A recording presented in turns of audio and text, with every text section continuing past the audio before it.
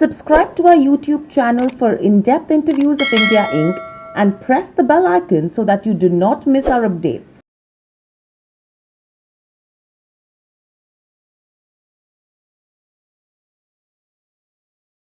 Hello and welcome to Nirma Bang, ladies and gentlemen. I'm Hiral Dadia. We have with us Mr. Gaurav Dabda, Head Corporate Finance and Strategic Initiative at Jindal Worldwide, joining in. Welcome to the show, Gaurav. Gaurav, my first question coming to you is, in spite of the unprecedented times that we've faced due to COVID, we've seen a good bounce back that has come in the third quarter of this financial year. If you could just take us through the journey of how did COVID pan out for the company and how did we manage to, strive in these kind of numbers? So, firstly, thanks for having me over.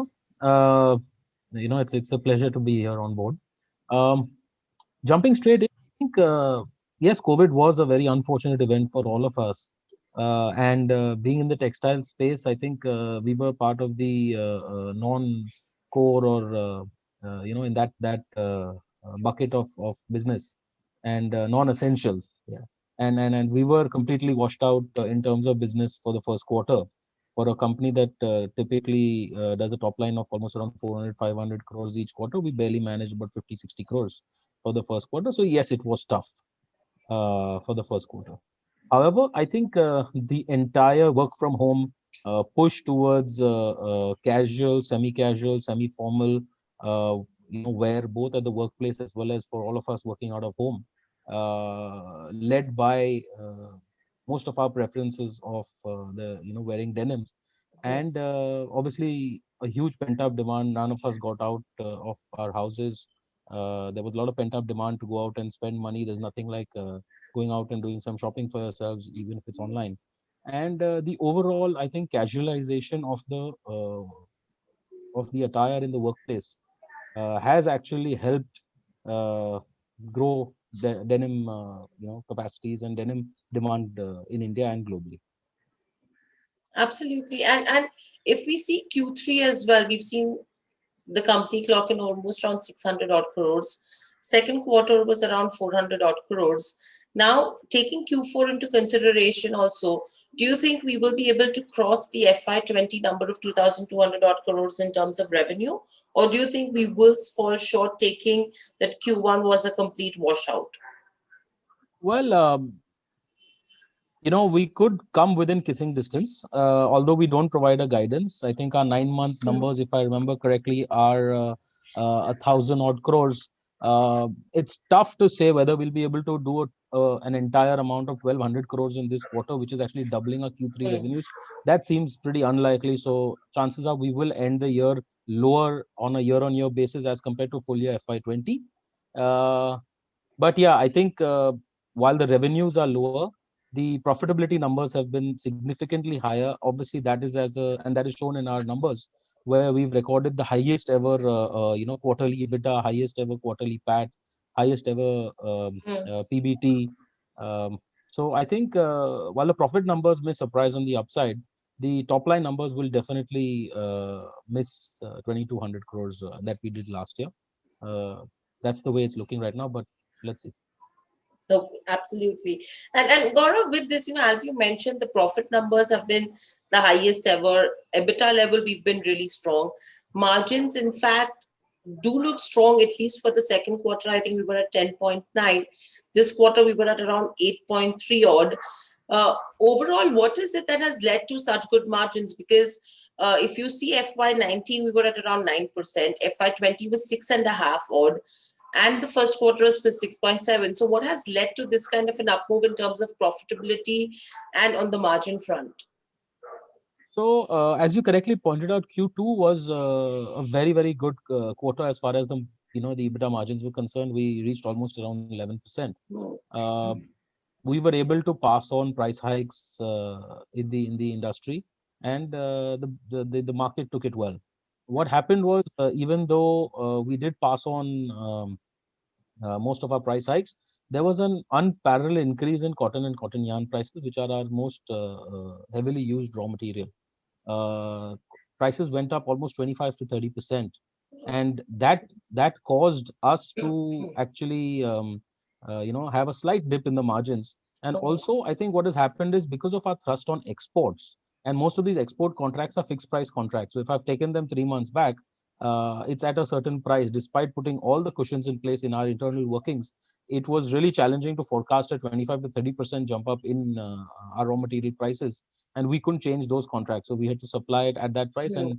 and our raw material prices went higher, and that caused a slight dip in margins to in Q3. But on an absolute basis, as you would have seen, it's been our highest quarter in terms of EBITDA, absolute EBITDA, and highest quarter in terms of absolute revenue as well. But I Right. think going forward, we expect that the business will stabilize anywhere between 8 to 12% or 9 to 12% on the EBITDA side, at least for the coming quarter. Right. And with this, I think the government of India has imposed another 10% duty as well from the 2nd of February. Now, this is something which is going to make imports of ELS cotton costly. So, do you think that will again impact prices of cotton in the domestic market? And if yes, could there be another price hike that could be on the anvil? Uh, the situation's quite fluid as we speak. I think the association has made representations to the government to roll back that announcement. Hmm. There has been what we see is there will be a firming up of cotton prices in the domestic market, and this will definitely if it definitely won't reduce raw material prices. It may keep them the same or move slightly higher, but I think we're well geared for that now. Right. Apart from this, if you see in terms of manufacturing capacity as well, where do we stand currently and what is the kind of utilization that we're looking at? So I'm happy to say that we are the largest manufacturer of denim fabrics in the country, Hmm. and we're in the top three to top five in the world. Our capacity stands at 140 million meters per annum. Hmm. We're on route to make it about 160 million meters per annum, which should happen in the next 5 to 7 months. And as far as capacity utilization is concerned, we're at about 80-82%, which is in our line of business considered practically 100% utilization. Right. So the expansion that we're looking at from here on, Gaurav, what's the kind of investments that we would be looking at and any fundraising for the same that would be required? Oh yes, I think if you study the history of the group since we got listed more than Hmm. 15, 20 years back, the group has grown on the back of retained earnings, promoter capital, Correct. as well as support from the lending community. We've not gone out and raised any equity Hmm. going, Hmm. over the last so many years. But I think the group has reached a certain size and scale now where we feel an infusion of external equity will be rewarding for incoming investors and help the company move from where we are today to a significantly higher number in the years to come. Our total capex plan for the coming 24 to 36 months would be in the range of about 300 odd crores, part of which we hope to fund via our equity capital raise. Right. And the government has been announcing, Gaurav, a couple of PLI schemes. Anything where we would be able to benefit from the same? The PLI schemes that were announced, I think from the textile angle, there was about a 10,000 crore odd PLI scheme, but that was dedicated towards man-made fibers, not so much, natural fibers like cotton, etc., which are Hmm. our primary use. We're hoping that something would have come up in the budget. Unfortunately, it didn't. But we're quite hopeful that the government will take into account the representations made on an ongoing basis, even prior to the budget, and put together a PLI scheme for which will benefit the group as well as the industry. Right. And with this, another aspect is that the working capital cycle for your company has also improved in FY20. The expectation is that probably this will continue in the coming quarters as well. Will we be able to maintain that 65 to 70-day working capital cycle, or do you think it will improve further than that in the coming quarters? So I think most manufacturing businesses are balance sheet governed and not P&L governed. Hmm. That is a focus that the group has maintained of disciplined balance sheet growth over so many years, and that is very evident in our working capital cycle, which happens to be one of the key cogs of the machine as far as manufacturing business is concerned. We, as you correctly pointed out, we have seen improvements in our net working capital cycle days, and we think that this is a comfortable level which we will be able to maintain even for the coming quarters and hopefully the next few years. Right. To squeeze it further, I think Hmm. 60, 65, 70 days is a fair, comfortable range to be at. That'll be Right. comfortable. Right. So, Gaurav, overall, if you see in terms of business, what percentage of our business comes from the domestic market and what percentage right now comes from the exports? So good question. I think if I take a step back, last 3 to 4 years, or if I take about 3 to 4 years back, we really didn't have any export business. Hmm. Our business today, I'm happy to say that we have 25% of our business, give and take, a few percentage points up and down, which is contributed by exports, and the balance 75% to 80% by the domestic market. This is as a result of strong push from the management to open overseas tie-ups, appoint agents, appoint our own sales offices in a few Hmm. geographies, and this has led to a tremendous growth where on our base to have more than 20-25% contribute from export in terms of top line is a significant achievement in three. Right. So with this, now what's happened is on the back of COVID, a lot of international buyers are against Chinese supplies and they have started moving their base to India. Are we witnessing such a phenomenon as well? And are you expecting the share of exports as a part of the overall revenues to then rise? So our aim is to have exports contribute 50% of our business Hmm. over the next 2 to 4 years. That's the game plan that we've set and chalked out internally. Uh, I think across most manufacturing supply chains, China plus one has been a very strong theme that is playing out in the global supply chain market. Hmm. Can we replace China overnight? No. They contribute to more than 60% of every supply chain in the world. But can we take a few percentage points from them to move to India? Most certainly, yes. I think from a de-risking point of view, from a widening of supplier base point of view, and from a continuity point of view, Yeah. there is a big thrust by all our international partners, to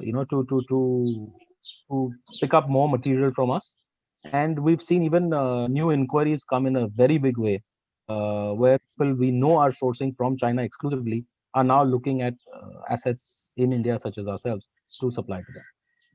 Right. And overall, when you talk about the debt to equity as well, I think in the second quarter was around 1 times.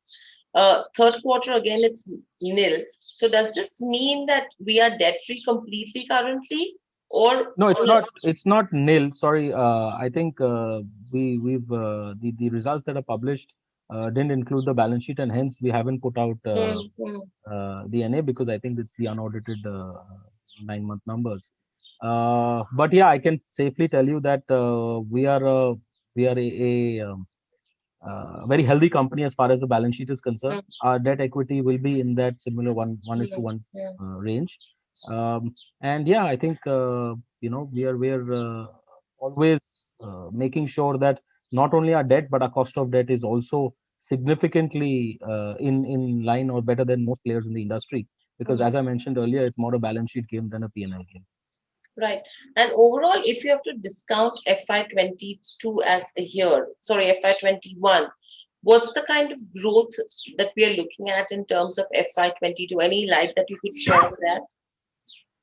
Um, So our internal working suggests that we should get back to FY20 numbers in FY22. Hmm. I think that's the aim that we're going with. We're hoping to surpass that, but the bare minimum base that we've kind of worked out internally, based on projections, based on supply and demand trends from our partners on the ground across the country that we supply to, indicate that we should match FY20 revenue in terms Hmm. for FY22. Yes. Right. And very lastly, Gaurav, overall, if you have to say, that the government needs to do ABC as the most important things for the industry as a whole, what would they be for which representations have already been made? So clearly, the most recent one is the cotton price. Hmm. The hike in the duty that was announced. Hopefully, a rollback of that will help. Secondly, a PLI scheme, which we discussed earlier. I think that is something that will really boost manufacturing in the space, create employment, etc. And no, and besides that, to be honest, I think the government is realized over last many years that the textile industry is one of the largest employers in the country. It has the largest a very large manufacturing base and affects millions of players in the space, right from the raw material stage to the finished goods stage. And it has done, and I mean, it has done all the necessary steps and taken all the necessary steps for this industry to grow. Yes, we need to get more competitive when it comes to China, but I think that is something that we're on course for.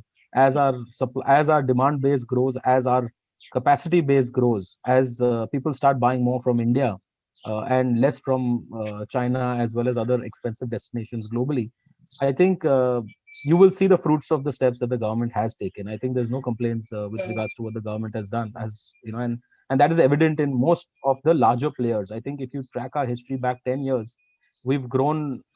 I mean, if you take last 15 years, we've grown 100x in revenue. Correct. So they way back in 2003, 2004, we were at 20, 30 crores of revenue. Today, 2020, 21, we're at 2200 crores, give and take. So that's like a 100-time growth. And clearly, the government has done over the last 10 years. They've stepped up a lot more and recognized, and we as the industry players are reaping the benefits of helpful government policy. Absolutely. And very lastly, Gaurav, one question I have is with regards to your domestic market share, where does it stand right now? And over the next 3 years or say 5 years, where do you intend to take it, at least in the domestic market? So it's tough to say where we can take it. A general statement, which I think holds very true across industries, is the large players are attracting a lot more of the business because of the ability to deploy resources, Correct. strong balance sheets, and businesses gravitating towards the larger guys who are also able to be more cost competitive and offer a wider variety of products, as is the case with us. I think from a market share standpoint, we would be, again, the denim market is split half and half between organized and unorganized. So if I were to take the market share on the organized side, I think we'd be around 15 to 20% of the organized play across India. Correct. And that extrapolates into a 10% market share for the Indian denim industry is the market share that we hold. Obviously, our aspirations are to move that number slightly higher, or not slightly, but very higher. But yeah, we are hoping that we're able to also take advantage of buyer preferences moving away from the unorganized space to the organized players, and hope to capitalize on that to grow our market share. The market is growing. The pie is growing each year, although at single digits. We have always grown 2 to 2.5x industry. So by natural mathematics, we should be able to grab a much larger market share in the next 3, 5, 10 years. Absolutely. Good luck for the same, Gaurav. Thank you so much for joining us. Great insights, and hoping to speak to you soon again. Good luck and stay safe. I hope you enjoyed the conversation as well. Thank you, Hira. It was great being here. Thank you so much.